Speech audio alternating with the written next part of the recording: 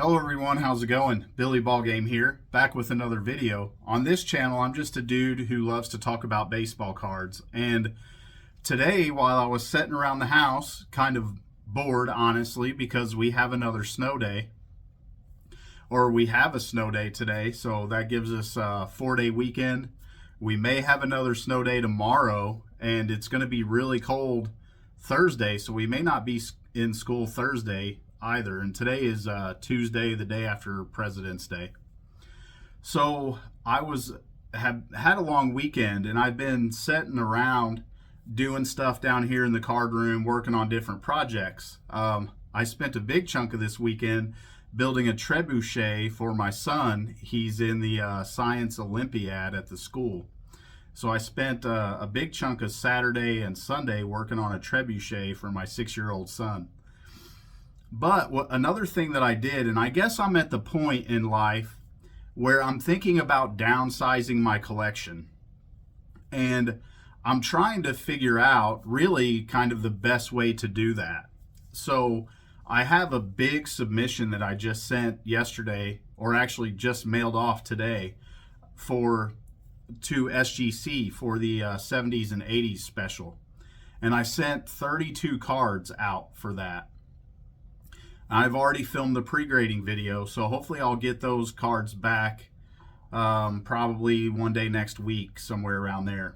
But really, this SGC $12 special they have running right now has kind of got my my feeble brain spinning, because I have probably entirely too many cards, especially from the 80s, that I'm considering to send in for grading. But before I get to that conversation, I wanted to talk about this display case back here. So you've probably heard me talk on my channel before about how this display case is getting full, and I've got to figure out how to store cards that I want to display. I've got to come up with space.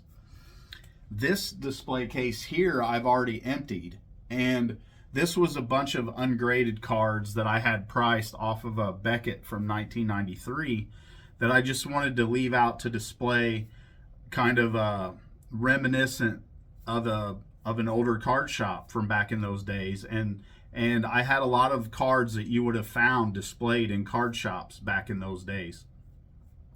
But I've pulled a lot of those out, and a lot of those are setting up here on top of my display case, along with my boxes of cards to grade.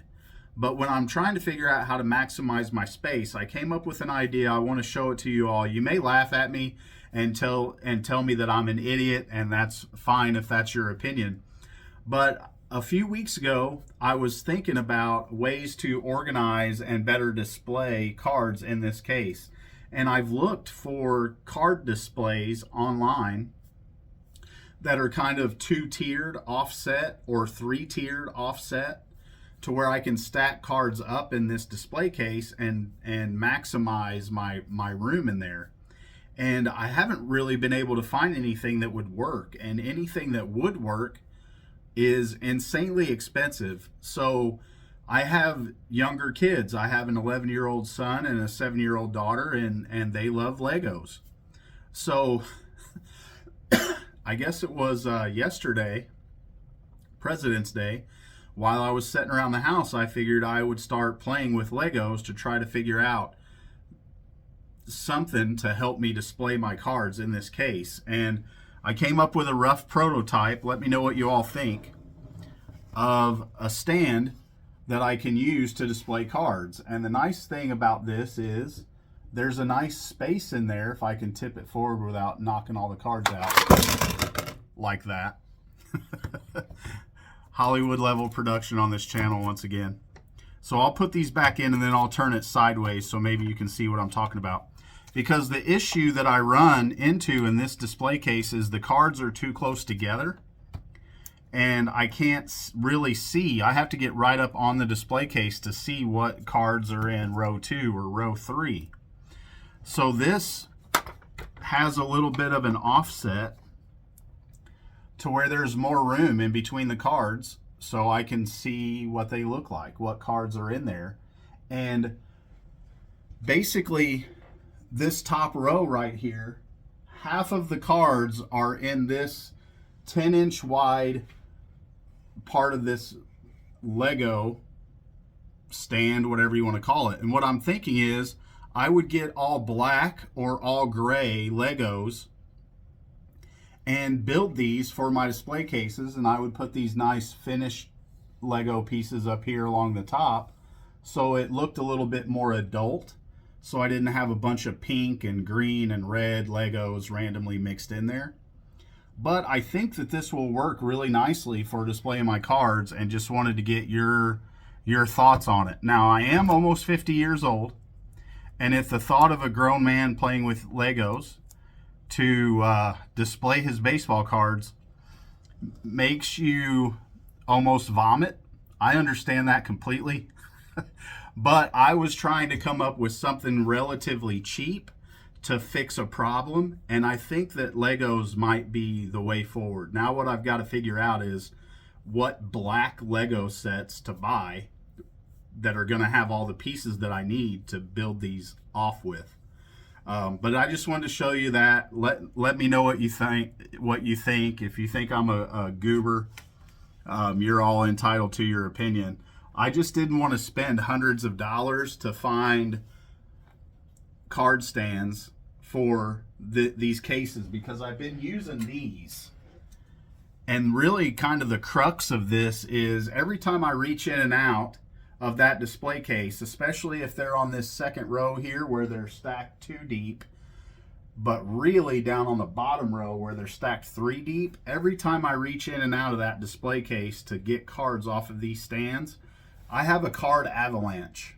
I end up knocking like 4 or 5 cards over, and it drives me nuts. So I figure if I had something like this, that I would be able to much more easily reach in and grab cards out and put cards in. And again, 2 of these, or basically 2 of these would take up 1 pane of glass on my display case. These panes of glass are 20 inches wide. So 2 of these would take up 1 pane. So 4 of these Lego creations would fill up that top row, and I'd be able to stack cards in 2 levels as opposed to 1. So I would be able to potentially double my my storage space in here by using these Lego card stands. So again, just kind of I thought was a fun idea to fix a problem. So let me know what you think. But the main topic that I wanted to discuss today, knowing that I want to downsize my collection and I have way too many cards from the 80s, I wanted to talk to you again today about grading and what kind of cards you all would consider for grading and which ones you would just absolutely never grade. And this is a video that I did a while ago on my channel. Probably a year ago, maybe even more, about grading decisions sometimes give me a headache or something like that. But I sent a big order into SGC of stuff from mostly the 80s, but a few from the 70s at $12 a card. And in this submission I have, Tony Gwynn rookies, Wade Boggs rookies, Ryne Sandberg rookies, different stuff like that, that depending on the grades, when I get these cards back, they will absolutely be worth more than the grading fee, and it makes sense to grade those cards. But I have a big stack of cards back here that I'm considering for grading, and just wanted to know your thoughts on if these were the types of cards that you would consider for grading. And if you did grade them, if you had multiples, if you had duplicates, do you think that these are cards that would sell at card shows? So first I'm going to show you some basketball, football, and hockey, and then I'm going to get into some baseball. But so I have a whole bunch of hoops. There's a Michael Jordan All-Star, there's a Michael Jordan base card, and I have this graded already in a PSA 9, but I was thinking if this comes back better as an SGC 9 or better, then I would sell the PSA 9 and keep the SGC 9 in my collection. And this is a really sharp card. And the same with his All-Star. Now, some of you might say, well, of course it makes sense to grade those. They're Michael Jordan cards. And in 10s, those are cards that can be graded all day long. But 10s are really hard grades. So is this a card that you would grade thinking it's a 9 and then running the risk of it being an 8 and then maybe be not worth the grading fee? And then here are some 89, 90 upper tops hockey. And I don't even know if I can grade these. But the trademark says 89. So I'm guessing that they're good. The same way with the hoops. These are 80, 89, 90 hoops, but they were printed in 89. So I'm guessing I can grade these. I'm guessing I can grade these hockey cards. Now, I love Brett Hull. He's my guy. So this is a card that if I graded it, and let's say it graded an 8 and isn't worth the grading fee, this is probably a card that I would keep in my collection and then upgrade at some point. Kind of the same with Mario, Patrick Waugh, Wayne Gretzky. And a lot of these I haven't looked up the values in a while, but I'm guessing a 9 would be worth more than the grading fee. Here's a Brian Leach rookie. In a 10, this is a pretty expensive card. Now, I don't think that this will 10, but again, if it gets a 9, then it's one I would keep in my collection. I would keep all of these in my collection. If they graded 8s and weren't worth the grading fee, then I would probably keep them, and then at some point I would upgrade. And then here is the year before OPC. This is Steve Yzerman, Brendan Shanahan's rookie. And in 8s, like this one's probably a $15 to $20 card, so that may be more obvious to grade that. I think this is Pierre Turgeon's rookie. For you hockey guys out there, let me know. I believe it is. And then Gretzky. And so now this one's off-centered, right? But I think even maybe in an 8, this would have enough value to justify grading. Because really what it boils down to is I don't want to spend $12 grading an $8 card. If that were the case, then I could just buy it already graded and pay the $8. But a lot of these are not priorities in my collection. So it's, do I grade the ones I already have, or do I buy graded versions of this whenever I get around to it 15, 20 years from now? Who knows? So here's some football. This is Don Shula's first card. And during the pandemic, this was like a $200 card in a 10. It's probably not worth near that now. But I bought these sets, Chris Carter's rookie. I bought all these sets for $5 during the pandemic of 89 Pro Set football.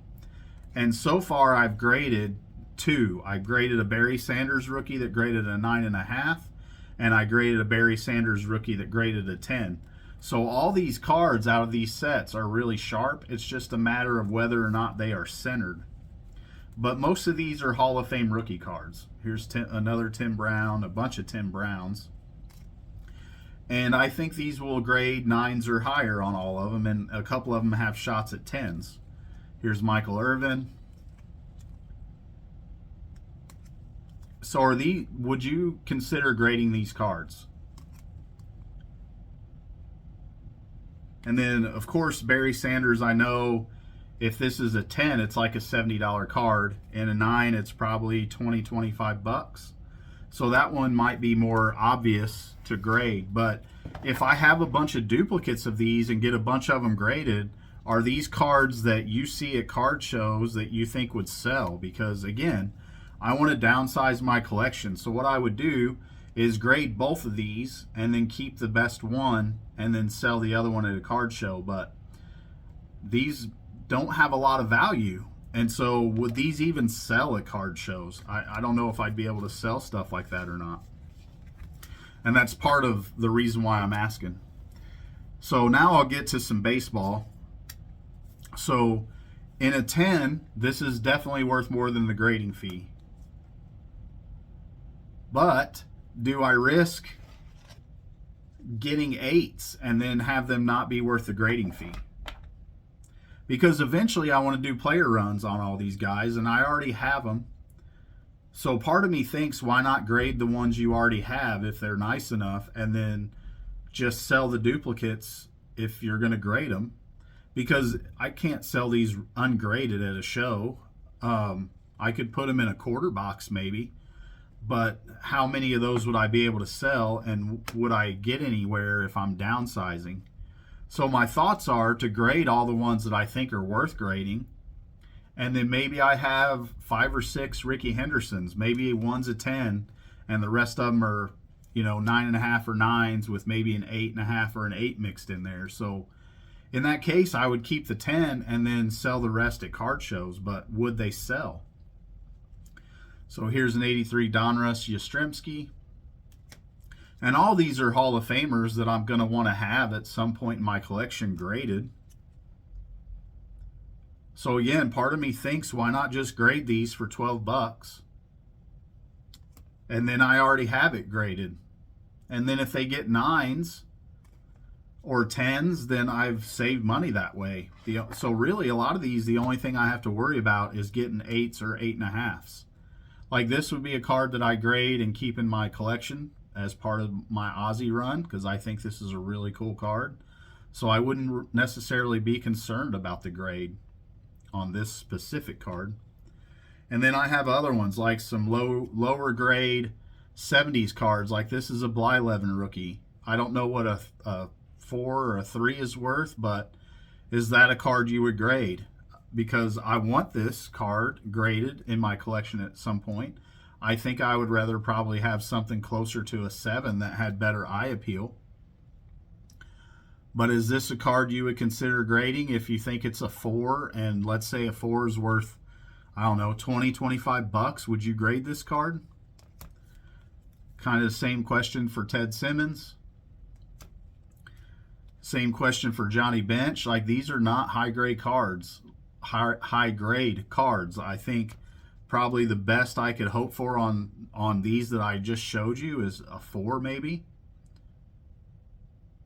There's a Hank Aaron, and in all reality, this would probably grade a 2. So is that a card you would consider grading? And then the rest of these are all in pretty good condition. Nolan Ryan, 87 Donruss. In a 10, this is worth probably 60, 70 bucks. It's not 10s I'm worried about, it's 8s.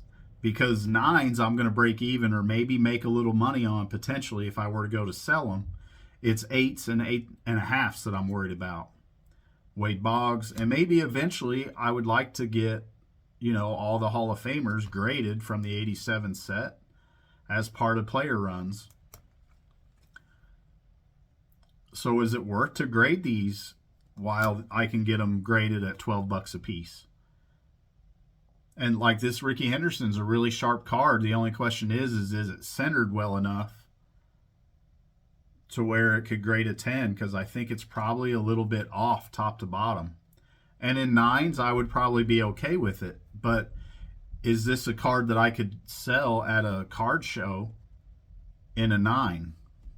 Because you don't see a lot of junk wax at shows, and maybe there's a reason for that, right? But maybe it would sell because you don't see a lot of them at shows, and you don't see a lot of them in high grades at shows. I don't know. I'm just thinking out loud. Maybe I'm way off base there. So here's a cheaper Hall of Fame rookie. So in a 10, this is worth about 30 bucks. In a 9, it's probably worth 12 bucks, in that ballpark. Is this a card I should grade? 78 record breaker Nolan Ryan. This one is a really, really sharp card, but it's off-center left or right. 87 Topps Jose Canseco. Again, a really nice card. Like, I would love to get a 10 on this and keep it in my collection, but again, it's a roll of the dice. So here's a Donruss Ryan Sandberg rookie, but it's got a big pink smudge on there, and that's a pretty common error or a pretty common issue with this card, but I know it's going to affect the grade. And so it may bump this down to an 8. This specific card may be worth grading if I think it's going to get an 8. But a lot of them, they're cheap cards, right? And my buddy Keith from Lonely Basement Card Collector talked about, are you addicted to grading cards?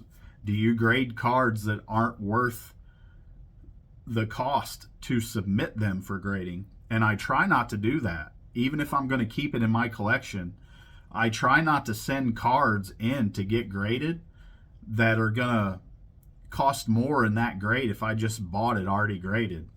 Here's another one. Harold Baines. And I had one of these in a 7 that I bought a while ago, and this one's a pretty clean card, but there's a lot of pink, like, print. There's a pink print issue on here on his back on his jersey. I don't know if you can see that. And so I think that's going to affect the grade.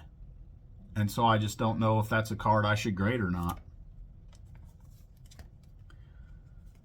Barry Bonds, again, worth grading all day long in a 10, but it's a roll of the dice because this could come back a 10, it could come back as an 8, and an 8 is probably not worth the grading fee.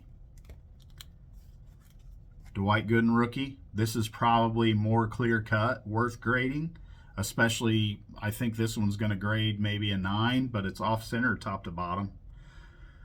So maybe it doesn't even grade a 9. Maybe it grades as an 8 or an 8.5. So maybe what I need to do is go look through VCP and see what the value of these cards are based off of what grade I think they're going to get.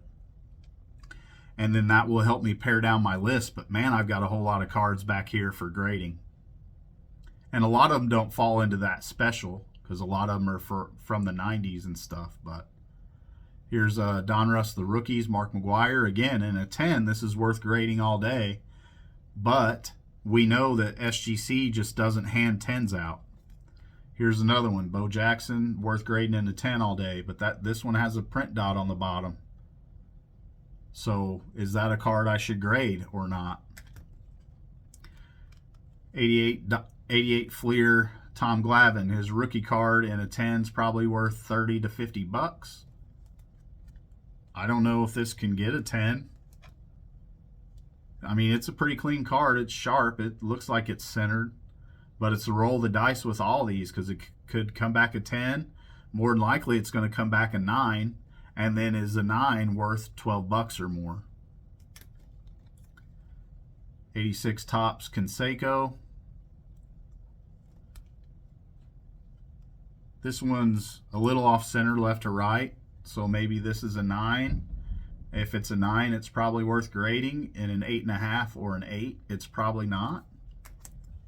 But I have lots of these types of cards. Tom Glavine, another rookie, 88 Donruss. 86 Topps, Don Mattingly in a 10. This is worth grading all day long. It's worth, like, I don't know, hundreds of dollars, $500-600.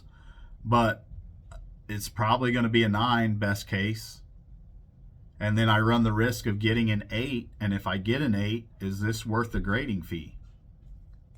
Because in all honesty, me buying an 86 Topps Don Mattingly is probably not going to happen ever, let alone anytime soon.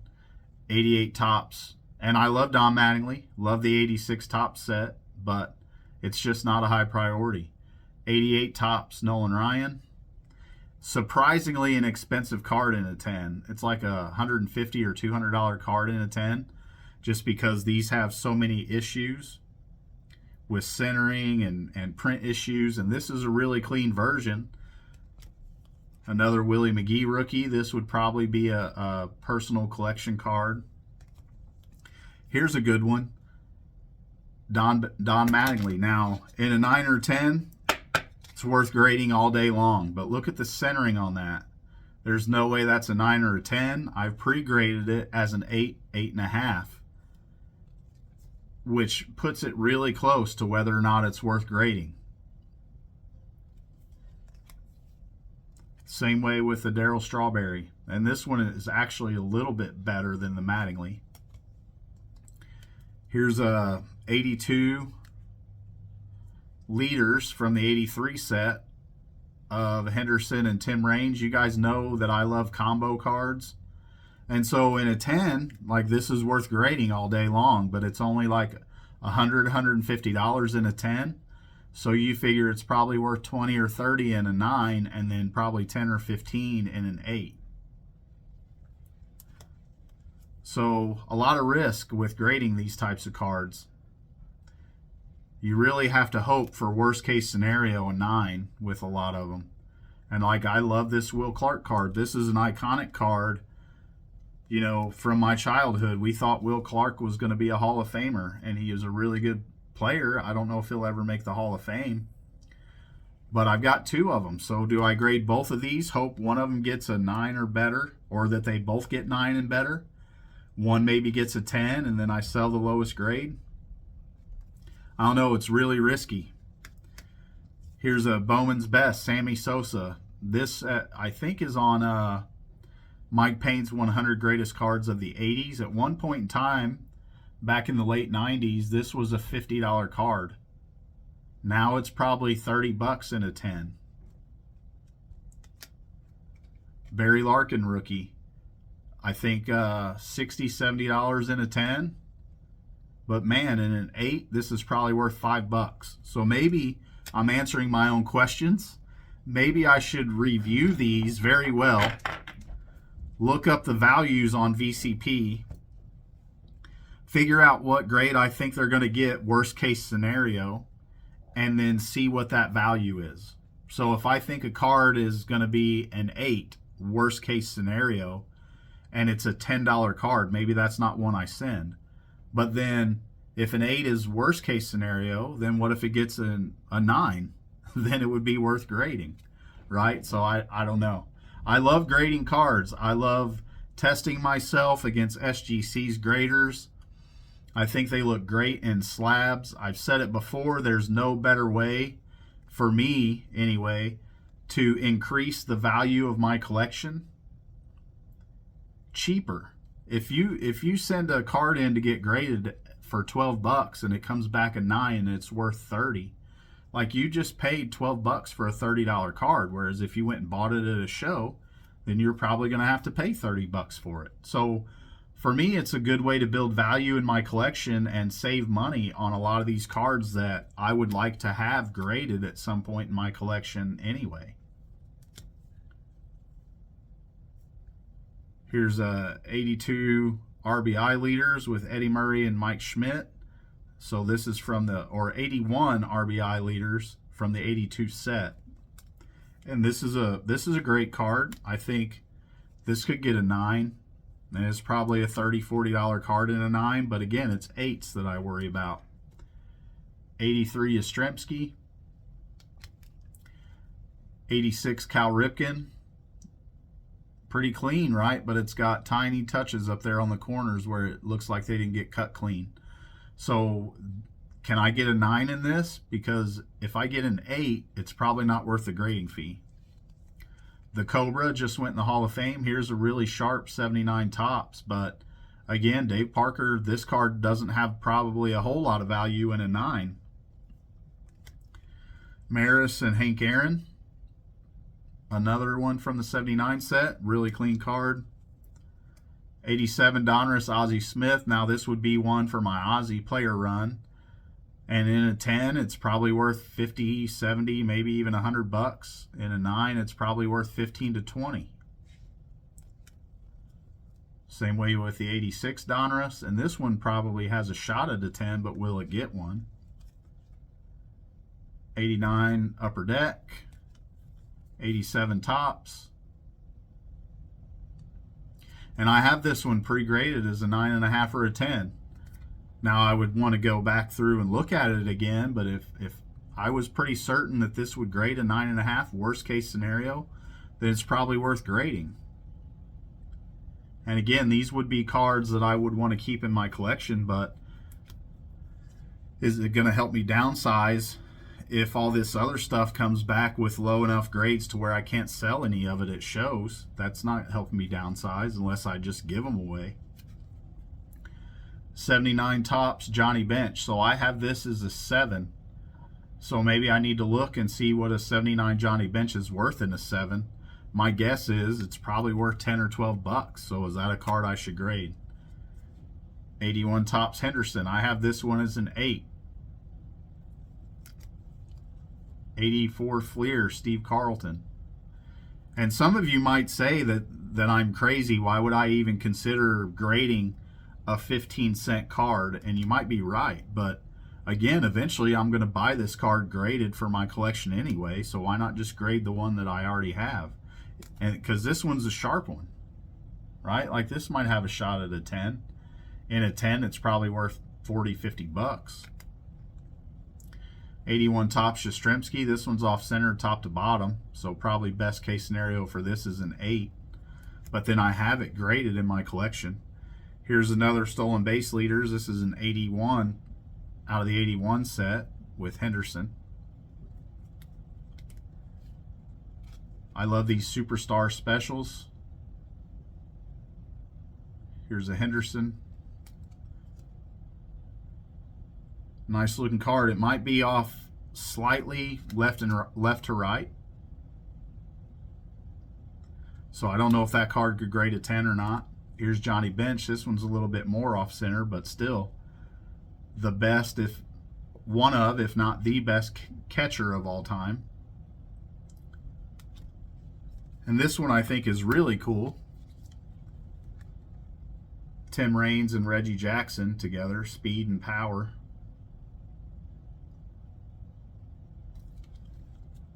And those are both really sharp. 83 Fleer, Carl Yastrzemski. 83 Fleer, Rickey Henderson. 84 Topps, Ryan Sandberg. Why my Mattingly can't be that centered is beyond me. I wish it were as nice as this one. 84 Fleer, Cal Ripken. And Cal Ripken's so cheap now, it's not even funny. Like back in the day, Cal Ripken was one of the more expensive cards in the set. 84 Fleer, Sandberg. 84 Fleer, Henderson. So I have stacks upon stacks upon stacks of these types of cards that I think would all grade 8s or higher. So, but again, anytime you're dealing with grading, especially as tough as SGC is on their grades here lately, it's a roll of the dice. And I think if I could send a 30 card order in and keep the 8s to a minimum, maybe 4 or 5 8s in an order and the rest all 9s and higher, I guess I would be okay on them. Especially if they're cards that would be duplicates that I would maybe consider selling at shows. So again, I just don't know. And if I'm going to grade all these cards and keep them in my collection, like where am I going to store them all? One of these days I'll take you on a tour of my closet back here, because it's slammed full of cards. Like I've got complete sets. I've got 5-row white boxes of Hall of Famers and stars and modern stuff. Like I need to start downsizing, but am I ever going to downsize if I grade this and I keep it? So I don't know. Just again, hanging out on a boring snow day at home and just thinking and going through baseball cards and wanted to know what you guys thought about grading this type of stuff, because I have a lot of it in my collection. And I love the 87 Topps Nolan Ryan. I probably don't need 12 of them. So I would grade the best ones, keep the nicest, and then sell the rest of them. And then maybe put the rest of them in quarter boxes or 10-cent boxes or something at shows to move the rest of it just to downsize, to save some space, because I'm running out of room. So if you're still with me, I appreciate it. Let me know what your thoughts are in the comments below. And here's for another snow day tomorrow and maybe another one Thursday. I might get another video out. I promise it won't be 35 minutes long though if I do. So I'll go ahead and quit rambling and babbling as I always do, and I'll go ahead and end it at that. So again, if you're still with me, I appreciate your support. Give this video a thumbs up if you would, and if you're already not subscribed, if you would do that, that would be much appreciated. And until the next one, I hope everybody has a good one, and I'll talk to you later.